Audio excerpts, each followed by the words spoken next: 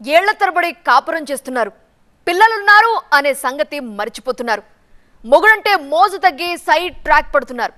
ఇది కొంతమంది భార్యల పరిస్థితి. ఇష్టం ఓ చోట, కష్టంగా మరో చోట.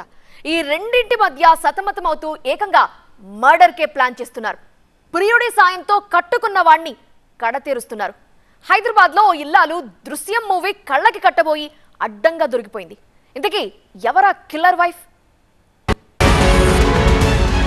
జల్లెల శేఖర్ చిట్టి దంపతులు హైదరాబాద్ సరూర్ నగర్ లోని కోదండరామ్ నగర్ లో నివాసం ఉంటున్నారు.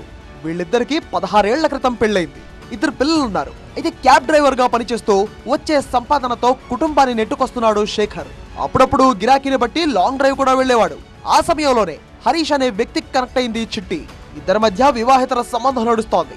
చాలా రోజులుగా గుట్టుగా సాగుతోంది ఈ వ్యవహారం. ఒకరోజు భర్తకు అనుమానం రావడంతో భార్యపై ఫోకస్ పెట్టాడు.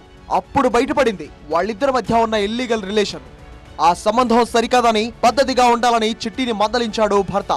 దీంతో తమ శారీరక సుఖం కోసం శేఖర్ అడ్డు అని భావించి చిట్టి, హరీష్ హత్యకు స్కెచ్ వేశారు.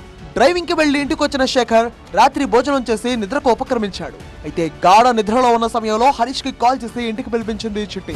ఒకరు గొంతు నిలమగా, మరొకరు తలపై డంబెల్ తో మోది హతమార్చారు. తమపై అనుమానం రాకుండా డైల్ 100 కి కాల్ చేసి సమాచారం ఇచ్చారు. స్పాట్ కు చేరుకున్న సరూర్ నగర్ పోలీసులు మృతదేహాన్ని పరిశీలించారు. శేఖర్ కి సంబంధించిన వివరాలు అడిగే క్రమంలో చిట్టి కాస్త తడబడింది.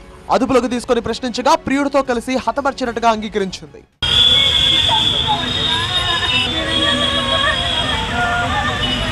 కొంతకాలంగా ఇద్దరి మధ్య గొడవలు జరుగుతున్నాయని చెప్తున్నారు బంధువులు.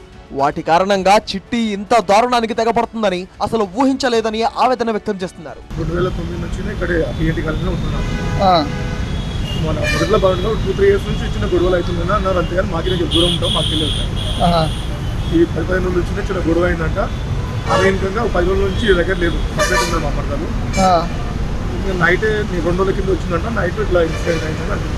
ఏమో నాయన పెళ్లి అయితే చేసిన వాళ్ళిద్దరు ఆల్మోస్ట్ బతకమన్నాము, బతికిర్రు, పిల్లలకి అన్నారు ఇద్దరిని. మరి లిచ్చ కొట్లాట పీకులాట పెట్టుకునేది ఇద్దరు పెట్టుకొని మరి అలా సావే కళ్ళ చూపింది మాకు.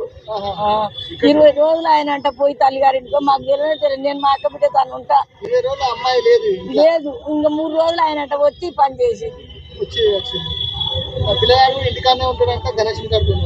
గణేశన్ కాడు పోయినట్టు నేను దగ్గర లేం కదా, నేను దగ్గర ఉంటేనే చూస్తూ. చిట్టిని అదుపులోకి తీసుకున్న పోలీసులు పరారీలో ఉన్న హరీష్ కోసం గాలిస్తున్నారు. భర్త హత్యకు గురయ్యాడు, భార్య అరెస్ట్ అయింది. ఇప్పుడు ఇద్దరు పిల్లల పరిస్థితి ఏంటి?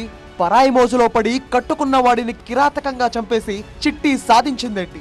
క్షణిక సుఖాల కోసం వెంపర్లాడితే చివరకు జరిగేది అనర్థమే అని మరోసారి రుజువు చేసింది ఈ ఘటన.